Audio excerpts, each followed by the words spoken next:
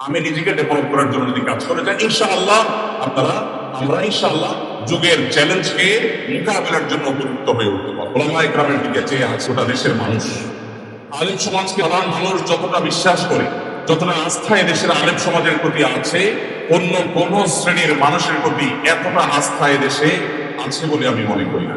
এবং আমার বিশ্বাস যে ওলামা ইকরামদের সাধারণ মানুষের আস্থা, গ্রহণযোগ্যতা, নির্ভরতার এই পজিটিভ দিকটাকে সামনে রেখে যদি তারা যুগের চ্যালেঞ্জ মোকাবেলা উপযোগী করে নিজেদেরকে গড়ে তুলতে পারেন, তাহলে ইনশাআল্লাহ বাংলাদেশের চেহারা বদলাতে খুব বেশি সময়ের প্রয়োজন হবে। যুগের চ্যালেঞ্জ মোকাবেলায় উপযোগী এবং এই সমাজের জন্য সত্যিকারের নাফে এবং মুফিদ তথা উপকারী আলেম হিসেবে নিজেকে গড়ে তুলতে হলে কয়েকটি বিষয় আমাদের খেয়াল করা দরকার। সর্বপ্রথম যে বিষয়টি বলতে চাই সেটি হলো আমাদের নিয়তগুলো বিশুদ্ধ করা দরকার। আমরা কেন আলেম হতে এসেছি? যারা মাদ্রাসায় ভর্তি হয়েছেন অনেকেই আছেন নিজের ইচ্ছায় মাদ্রাসায় আসেন, বাবা মায়ের ইচ্ছায় অনেক মাদ্রাসার ছাত্ররা মাদ্রাসায় এসেছে। তার বাবা চেয়েছেন আপনাকে হাফেজ বানাবেন, মা মানত করেছেন আলেম বানাবেন। মায়ের মানত পুরা, বাবার স্বপ্ন পূরণ করা, এগুলোর জন্য অনেকে মাদ্রাসায় এসেছে। মাদ্রাসায় এসে তিনি কি করতে চান সে উদ্দেশ্যটা আমাদের অনেকের কাছে পরিষ্কার না। অনেকেই যখন আলেম হওয়ার কাছাকাছি পর্যায়ে পৌঁছে যান, মাদ্রাসা শিক্ষা সমাপনের দিকে এগিয়ে যান, তখন অনেক মাদ্রাসার ছাত্ররা তাদের হীন স্বার্থগুলো বড় হয়ে আসে তাদের সামনে। তারা মনে করে যে এই সমাজে আমার রুটি রুজির ব্যবস্থা করার একটা মাধ্যম হয়তো বা আমার এই আলেম হওয়া। এই হীনমন্যতা, এই নিচু চিন্তা থেকে বের হয়ে এসে আমরা যদি উন্নত চিন্তা ধারণ করতে পারি যে আল্লাহ তাআলা আমার রিজিক দাতা, আমি আমার জাতিকে যে আল্লাহর রাজ্জাক হওয়ার প্রতি ঈমান আনয়ন করার পরিপূর্ণ দৃঢ় বিশ্বাস ধারণ করবার যে দাওয়াত আমি দিব, সে দাওয়াত যদি আমার নিজে দিতে না পারি, আমি নিজেই যদি সেই বিশ্বাস আমার মধ্যে বদ্ধমূল করতে না পারি, আর সামান্য একটু আমার পেট পালা, সামান্য একটু ভালো থাকা, সামান্য একটু টাকা পয়সা উপার্জন করাটাকে যদি আমার মাদ্রাসা শিক্ষার মূল উদ্দেশ্য হিসাবে আমি স্থির করি, এটা হবে সবচেয়ে দুর্ভাগ্যজনক কথা।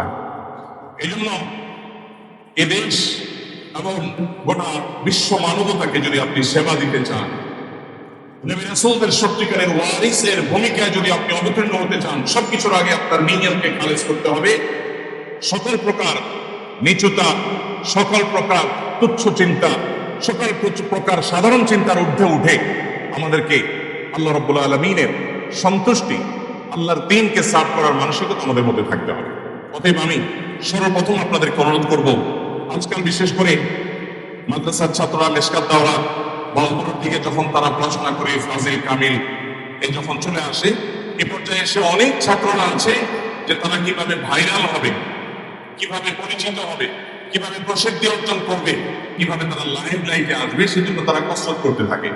একটি আয়াত আমাদের সামনে সবসময় থাকা দরকার।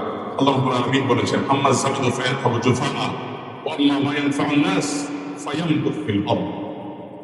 আমি যদি আল্লাহর জন্য নিজেকে উপকারী হিসাবে, যোগ্য হিসাবে গড়ে তুলি, আমার পরিচিতি, প্রসিদ্ধি, প্রতিষ্ঠিত হওয়ার যখন যতটুকুর প্রয়োজন হবে তখন আসমান ওয়ালা করে দেবেন ইনশাআল্লাহ।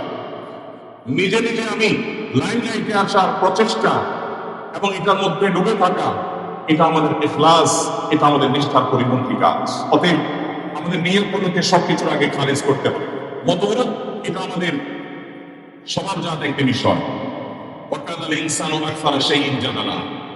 যত জন তত মত হবে, এটি খুবই স্বাভাবিক একটি ব্যাপার।